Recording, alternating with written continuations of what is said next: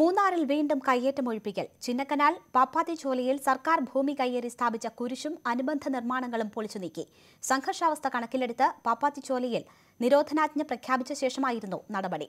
Sub collector തെമ്മാടിത്തരമാണ് കാട്ടിയതെന്നും സർക്കാരിനെതിരെ ജനവികാരമിളക്കാനാണ് കുരിശു പൊളിച്ചതെന്നും CPM Idukki ജില്ലാ സെക്രട്ടറി KK ജയചന്ദ്രൻ പറഞ്ഞു. തൃശൂർ ആസ്ഥാനമായ സ്പിരിറ്റ് ഇൻ ജീസസ് എന്ന സംഘടന എന്ന പേരിൽ ചിന്നക്കനാൽ പാപ്പാത്തിച്ചോലയിൽ സ്ഥാപിച്ചിരുന്ന കുരിശും അനുബന്ധ നിർമ്മാണങ്ങളുമാണ് ദേവികുളം തഹസിൽദാരുടെ നേതൃത്വത്തിൽ പൊളിച്ചു നീക്കിയത്. സംഘർഷ സാധ്യതയും ഉദ്യോഗസ്ഥർക്ക് ഭീഷണിയുമുള്ളത് കണക്കിലെടുത്ത് പ്രദേശത്ത് നിരോധനാജ്ഞ പ്രഖ്യാപിച്ച ശേഷമായിരുന്നു നടപടി.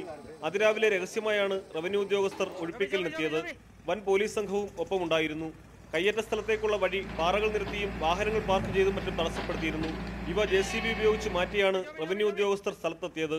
കോൺക്രീറ്റിൽ ഉറപ്പിച്ചിരുന്ന ഭീമൻ കുരിശ് ഡ്രില്ലറും JCBയും ഉപയോഗിച്ച് നീക്കം ചെയ്തു.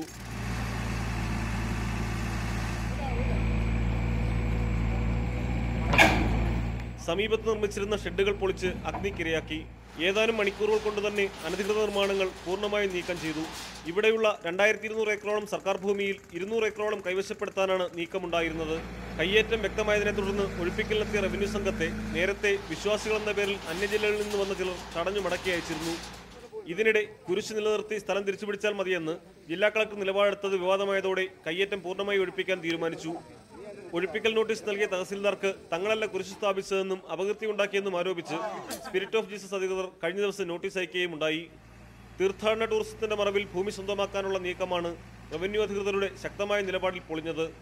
അതേസമയം കുരിശ് പൊളിച്ചത് സർക്കാരിനെതിരെ ജനവികാരം ഇളക്കിവിടാനാണെന്നും നിരോധനാജ്ഞ പ്രഖ്യാപിച്ചത് നിയമപരമായല്ലെന്നും CPM ഇടുക്കി ജില്ലാ സെക്രട്ടറി KK ജയചന്ദ്രൻ പറഞ്ഞു.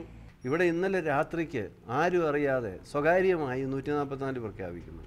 വെളുപ്പിനെ 4 മണിക്ക് വിഷ്വൽ മീഡിയ ആയിട്ട് പോകുന്നു. വേറെ ആരും അറിയുന്നില്ല. മറ്റു പത്രക്കാരെയൊന്നും കൊണ്ടുപോയില്ല, വിഷ്വൽ മീഡിയയായി മാത്രം കൊണ്ടുപോകുന്നു.